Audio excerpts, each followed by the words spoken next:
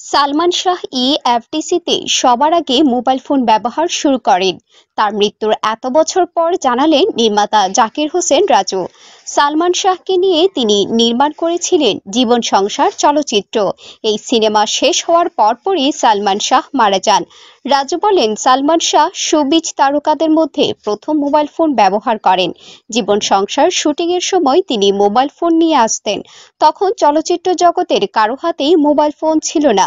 সালমান শাহ হাল ফ্যাশনে সবার চেয়ে অনেক বেশি এগিয়ে থাকতেন। চলচ্চিত্রে ফ্যাশন বিষয়টিকে তিনি প্রতিষ্ঠিত করেছেন। যেমন ফ্যাশনেবল গাড়ি, মোটরসাইকেল ব্যবহার করতেন সালমান শাহ। জাকির হোসেন রাজু দেশের একটি গণমাধ্যমে সালমান শাহকে নিয়ে কথা বলতে গিয়ে অভিনেতার মোবাইল ফোন ব্যবহারের বিষয়টি উল্লেখ করেন। ১৯৯৩ সালের কথা। বাংলাদেশে মোবাইল ফোনের বাণিজ্যিক যাত্রা শুরু হয় এপ্রিল মাস থেকে। সিটিসেল নিয়ে আসে প্রথম মোবাইল ফোন। চড়া মূল্য ও সীমিত নেটওয়ার্কের কারণে ঢাকা ও চট্টগ্রামের অল্প মানুষই এই ফোন ব্যবহার করতেন। এদের একজন ছিলেন সালমান শাহ। হাল ফ্যাশনের সব দিকে নজর ছিল তার। যুগের চেয়েও আধুনিক ছিলেন এই নায়ক।